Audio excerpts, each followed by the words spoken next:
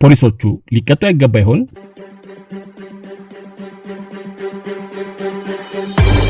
ጊዜው ጥር 9 ቀን 1999 ዓ.ም ቦታው ሻኪሶ ወረዳ።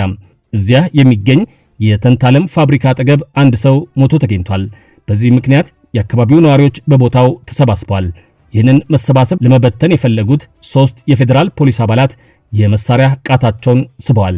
ሁለቱ ተኩሰው 2 ሰዎችን ሲገድሉ፣ ሶስተኛው ፖሊስ ግን በ4 ሰዎች እጅና እግር ላይ ተኩሶ ጉዳት አድርሷል። አቃቤ ሕግ ፖሊሶቹን እንደየድርጊታቸው በሰው መግደልና በመግደል ሙከራ ወንጀል ከሷቸዋል። ምስክሮች ተሰምተው ፍርድ ቤቱም የጥፋተኝነትና የቅጣት ውሳኔ ሰጥቷል። አንደኛና ሁለተኛ ተከሳሽ ፖሊሶች በ15 ዓመት ጽኑ እስራት እንዲሁም ሶስተኛ ተከሳሽ በ20 ዓመት ጽኑ እስራት እንዲቀጡ ወስኗል። ይግባኝ የቀረበላቸው የኦሮሚያ ጠቅላይ ፍርድ ቤቶችና ሰበር ሰሚ ችሎቶችም ውሳኔውን አጽንተዋል። ያልጸናው የፌዴራል ፖሊስ ሕግ ክፍል ይግባኙን ለፌዴራል ጠቅላይ ፍርድ ቤት ሰበር ሰሚ ችሎት አቅርቧል። በወቅቱ ቁጥራቸው ከ300 በላይ የሚሆኑ የአካባቢው ነዋሪዎች ጠመንጃ፣ ጦርና ጋሻ ይዘው የተንታለም ፋብሪካውን ለመዝረፍ ተንቀሳቅሰዋል።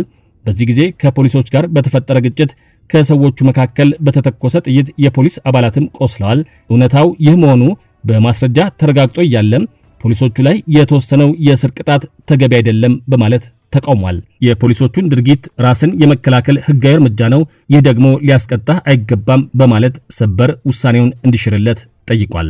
ሰበር ግን ምን ወስኖ ይሆን? ይህ ጉዳይ ለዛሬ ተመርጧል። አሁን ተመጥኖ ይቀርባል። ደግሞ አልሰማንም እንዳትሉም በድንገት ወጥቶ ከመቅረት የምታምኑት አምላክ ይጠብቃችሁ። ይህ እውነተኛ ጉዳይ በሰበር መዝገብ ቁጥር 43501 መጋቢት 15 ቀን 2002 ዓ.ም ውሳኔ የተሰጠበትና ቅጽ 10 ላይ የታተመ በመሆኑ ሙሉውን ለመረዳት እንድታነቡት አደራ ይላስቀድም። ሊቀጡብኝ አይገባም የሚለውን ፌዴራል ፖሊስና መቀጣታቸው ተገቢ ነው የሚለውን አቃቤ ሕግ ክርክር ሰበር በፍርድ አተታው መዝግቧል። ምንም እንኳን የፖሊስ አባላቱ የወንጀል ድርጊቱን አልፈጸምንም በማለት ክደው ቢከራከሩም በስር ፍርድ ቤት በቀረቡ ማስረጃዎች ስለመፈጸማቸው ተረጋግጧል ያለው ሰበር የፈጸሙበትን ምክንያት ግን መርምሯል። እነርሱ የተንታለም ፋብሪካውን ከሰዎች ዘረፋ ለመከላከል ወንጀል እንዳይፈጸም ለማድረግ ነው ብለዋል።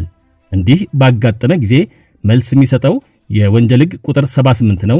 የድንጋጌ የራሱን ወይም የሌላውን ሰው መብት ሕገወጥ ከሆነ ጥቃት ወይም በቅርብ ከሚደርስ ሕገወጥ ጥቃት ለማዳን ጥቃቱ እንዳይደርስ ሌላ መንገድ ሳይኖር ከሁኔታው መጠን ባለማለፍ የተፈጸመ ድርጊት አያስቀጣም በማለት ይደነግጋል አለ ሰበር። ወደ ቀረበለት ጉዳይ መጣና በተንታለም ማምረቻ ፋብሪካው ላይ ጥቃት ለመሰንዘር የተሰበሰበ ሕዝብ የነበረም ፖሊሶቹም ጸጥታ ለማስከበር ሲሰሩ በእነርሱና በፋብሪካው ላይ ጥቃት መሰንዘሩ ይህንን ጥቃት ለማስወገድም ተኩሰው መግደላቸውና ማቁሰላቸው ተረጋግጧል አለም።